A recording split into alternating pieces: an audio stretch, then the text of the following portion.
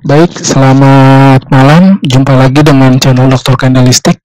Nah, untuk pembahasan di saham-saham berikutnya ini kita masuk ke saham ASI atau Astra Internasional.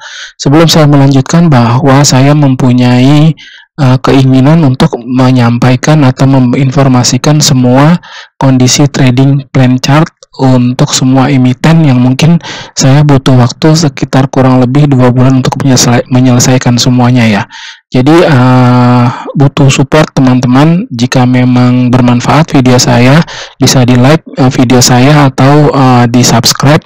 Mungkin suatu saat channel ini bisa bermanfaat ataupun bisa menjadi tumbuh besar untuk menciptakan trader-trader yang berpengalaman ya. Jadi kita bahas charting untuk di saham ASI. Sebelum saya melanjutkan untuk pembahasan, di sini saya menginformasikan bahwa disclaimer bahwa saya tidak merekomendasikan untuk membeli atau menjual saham yang saya bahas ini. Nah, di sini kita masuk ke chartnya.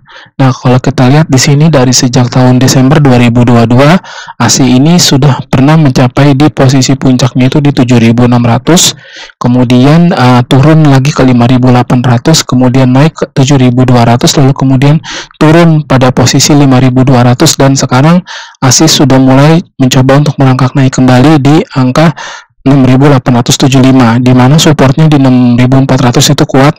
Jadi ketika dia mencapai di 6.400, ternyata harga mantul lagi untuk naik ke atas untuk menyentuh di angka 7.000. Nah, seperti itu.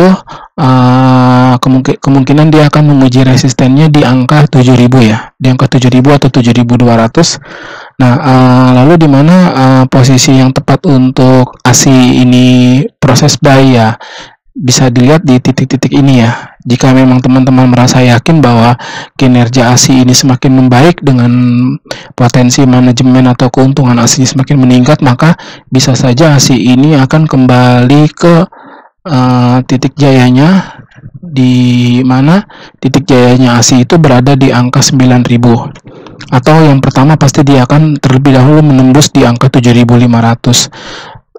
Jadi teman-teman kalau memang beranggapan bahwa ini adalah saham yang baik, saham yang bisa dijadikan sebagai investasi, bisa saja saham tersebut ini dibeli ketika di bawah 6.800, lalu kemudian ketika harga ini turun lagi menjadi titik lagi di sini di 1.600, ini bisa melakukan average down, atau turun lagi misalnya di 6.000 kita bisa average down lagi, karena kalau kita lihat memang potensi untuk kenaikannya sendiri ini cukup besar ya.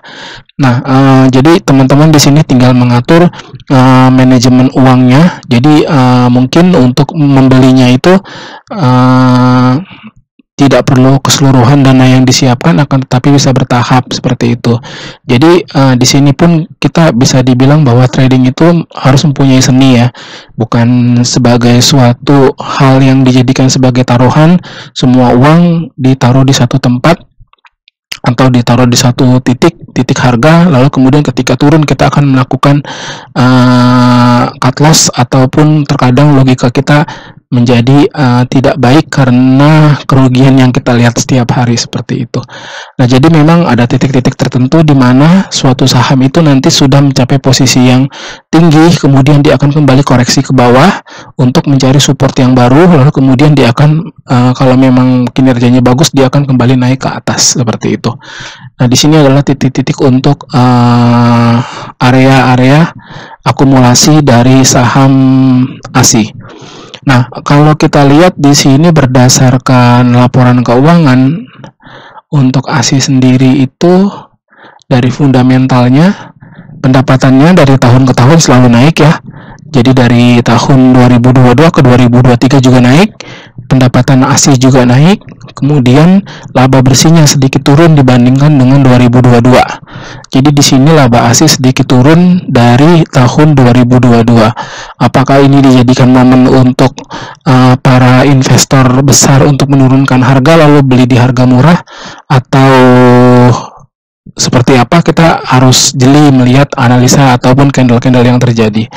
Lalu kemudian di sini untuk EPS-nya berada di 400, kemudian PER-nya itu di angka 15 dan untuk book value-nya di angka 6.000, ya di angka yang mirip dengan angka yang sekarang ya.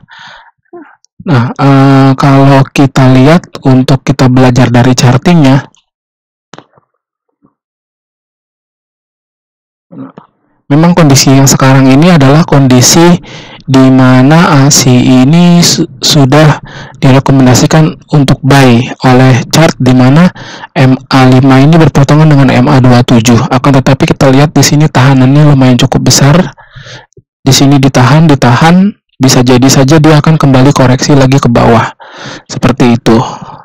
Kita tinggal lihat aja nanti gimana analisa dari teman-teman untuk investasi di saham ASI, ataupun sekiranya memang ada emiten lain yang lebih menarik daripada ASI dengan potensial untuk kenaikan yang lebih besar, bisa dimasukkan ke sana, kemudian ASI-nya bisa di hold seperti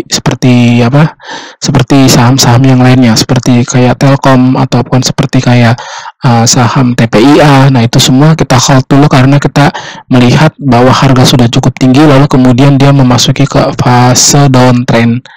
Nah, seperti itu analisa dari saya.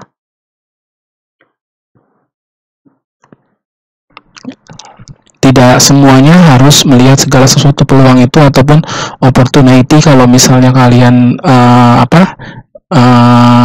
berekspektasi ataupun mengira bahwa ini akan naik, lalu kemudian kalian tidak mengambil posisi, lalu kemudian kalian merasa rugi, itu adalah kesalahan. Karena rezeki itu gimana pun juga itu ada yang mengatur, dan kita hanya diperlukan untuk melakukan analisa, menentukan mana yang terbaik kita untuk melakukan investasi. Itu ya. Terima kasih, selamat malam.